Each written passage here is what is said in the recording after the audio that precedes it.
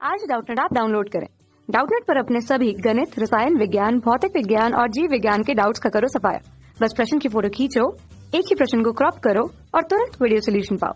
अभी डाउनलोड करें। Hello friends, हमारा क्वेश्चन है एक कमरे में एक वस्तु 5 मीटर की दूरी पर स्थित दो दीवारों के लंबवत 20 मीटर पर सेकंड के वेग से चल रही है। तो घर्षण नहीं है और दीवार से जो है संघट्ट हमारी जो है प्रत्यास्थ है। तो वस्तु की गति 4 ऑप्शन गिवन है। पहला आवर्ती नहीं है, सेकंड हमारा आवर्ती है किंतु सरल आवर्ती नहीं है, थर्ड हमारा आवर्ती है और सरल आवर्ती है, फोर्थ हमारा परिवर्ती आवर्तकाल के साथ आवर्ती है। ओके, क्वेश्चन को हम यहाँ पे फिगर ड्रॉ करके देख लेते हैं। सबसे पहले हम यहाँ पे एक कमरा अजीम कर लेते हैं। ओके, ये हमने यहाँ पे एक कमरा अजीम कर लिया है और यहाँ पे दो लंबवत दीवारों के बीच की जो दूरी हमारी जो है, इन दोनों दीवारों के बीच की दूरी क्वेश्चन में कितनी गिवन है, ये हमारी जो है 5 मीटर के बराबर गिवन है। कितनी गिवन है ये हमारी दूरी, दोनों दीवारों के बीच की दूरी हमारे यहाँ पे 5 मीटर गिवन है। अब इसके बाद यहाँ पे जो है दोनों दीवारों के बीच में कोई वस्तु हमारी क्या करती है, दीवार से जो संघट्ट प्रत्यास्थ करती है। संघट्ट प्रत्यास्थ करने का ये मतलब है कि इसकी ऊर्जा में कोई भी हानि नहीं होगी।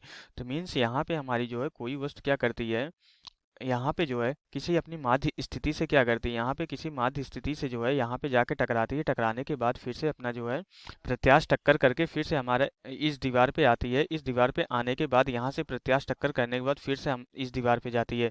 तो जो ये स्थिति हो जाएगी इसकी, ये स्थिति क्या हो जाएगी, माध्य स्थिति हो जाएगी। तो अपने माध्य स्थिति के इर्द गिर्द वह जो है एक निश्चित वेग से जो है गति कर रही है। तो वह जो क्या करेगी, एक निश्चित समयांतराल में अपनी गति की बार बार पुनरावृत्ति कर रही है।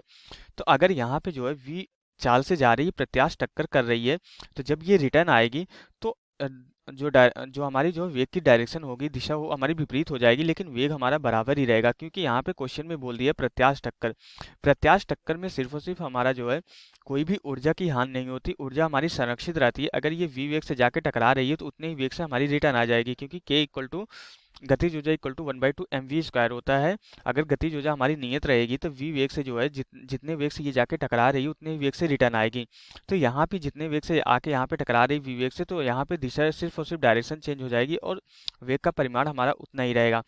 तो माध्य स्थिति से जो है एक तरफ जाने और दूसरे आने में जो हमारा टाइम लगेगा, ये इसकी माध्य स्थिति हो जाएगी।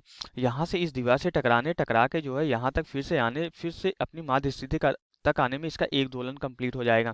तो इसकी गति तो हमारी आवर्ती गति होगी, क्योंकि एक निश्चित समयांतराल पे जो है अपनी जो है गति की बार बार पुनरावृत्ति कर रही है। हम निश्चित समयांतराल क्यों बोल पा रहे हैं, क्योंकि वेग हमारा नियत है। तो जितना टाइम यहाँ से यहाँ तक जाने में लगेगा उतना टाइम यहाँ से माध्य स्थिति तक आने में लगेगा, क्योंकि पूरी गति के दौरान हमारा क्या है, यहाँ पे वेग जो है नियत है। पूरी गति के दौरान वेग हमारा क्या है, नियत है। तो अगर हमारा वेग नियत है और हमारा जो है इसके लिए जो है हमारी माध्य स्थिति से दोनों तरफ हमारी दूरी भी समान है। दूरी मीन्स हमारी डिस्टेंस भी क्या है, ये भी हमारी जो है समान है। ओके, माध्य स्थिति से दोनों तरफ हर एक कंडीशन में जो है हमारी दूरी भी समान है। तो इससे क्या होगा कि इनका जो आवर्तकाल होगा, मीन्स समय जो लगेगा माध्य स्थिति से दोनों तरफ जाने में, जो हमारा इनका आवर्तकाल होगा, ये भी हमारा आवर्तकाल क्या हो जाएगा, नियत हो जाएगी। इसलिए हम यहाँ पे एक निश्चित समयांतराल बोल रहे हैं।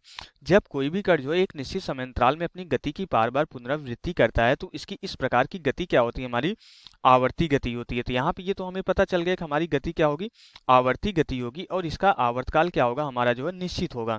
तो इसलिए हमारा यहाँ पे जो है फर्स्ट ऑप्शन एलिमिनेट हो जाता है और फोर्थ ऑप्शन, इसमें परिवर्ती आवर्तकाल बोला जा रहा है, तो फोर्थ ऑप्शन एलिमिनेट हो जाता है। अब हमें चेक करना हमारा सरल आवर्त गति होगी कि नहीं। सरल आवर्त गति के लिए जो हमारी जो है आवश्यक शर्त होती है, सबसे ज्यादा जो आवश्यक शर्त होती है, उसका त्वरण क्या होना चाहिए, त्वरण उसका जो है हमारा जो है विस्थापन के अनुक्रमानुपाती और विपरीत दिशा में होना चाहिए। ये हमारा क्या होता है, ये सरल आवर्त गति का हमारा क्या है, प्रतिबंध है। ये अगर जो भी कर ये इस जो है प्रतिबंध को फॉलो करता है तभी हमारा क्या होता है, वो असक्षम होता है। लेकिन यहाँ पे जो है अगर इसका वेग नियत है, अगर यहाँ पे पूरी गति के दौरान वेग नियत है, तो इसका त्वरण हमारा क्या हो जाएगा, शून्य हो जाएगा।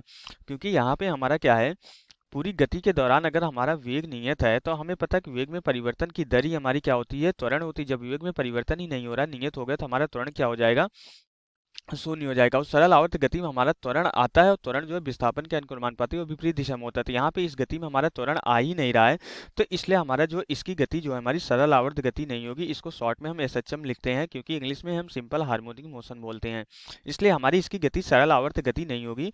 तो इस कण की गति सिर्फ और सिर्फ आवर्ती होगी और एक निश्चित समयांतराल में अपनी जो है पथ की बार बार पुनरावृत्ति कर रहा है, और इसकी गति सरल आवर्त गति नहीं होगी। तो इसलिए हमारा यहाँ पे जो है थर्ड ऑप्शन में सरल आवर्ती गति बोल रहा है, तो ये हमारा एलिमेंट एलिमिनेट हो जाएगा, रॉन्ग हो जाएगा। सिर्फ और सिर्फ हमारे इस क्वेश्चन के लिए सेकंड ऑप्शन जो है राइट ऑप्शन होगा। तो यहाँ से हमारा क्वेश्चन कंप्लीट हो जाता है। Okay, thank you.